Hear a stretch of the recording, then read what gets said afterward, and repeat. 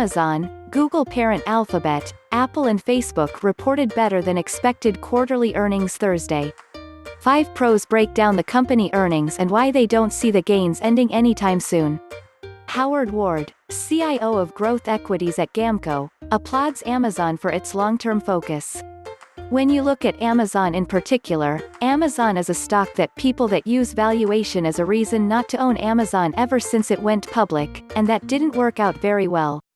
It worked out very well for Jeff Bezos, on the other hand, to become the richest person in the world using a management philosophy of foregoing short-term profits.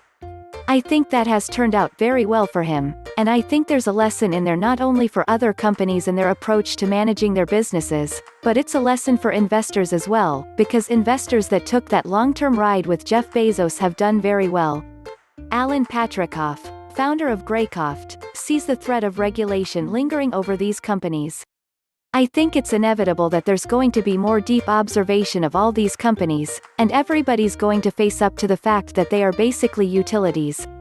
You can't survive today really without Facebook, you can't survive without Google.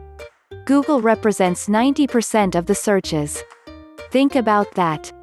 No matter what you do, if you're sitting there, you want to find some information, you have to go with Google. Anything that people are so dependent on is something that becomes a utility, a public utility, which means something has to be done to make sure that our public utility doesn't take advantage of the public in one way or another. That, to me, it's inevitable there's going to be some regulation. Anne Winblad, managing partner at Hummer Winblad Venture Partners, says these reports highlighted how tech is evolving to meet the challenges of the pandemic. I'm surprised how well Facebook actually did in their advertising revenue. I had high expectations of cloud revenue for the enterprise for Amazon and Google is making great progress on cloud revenue. Apple was stunning.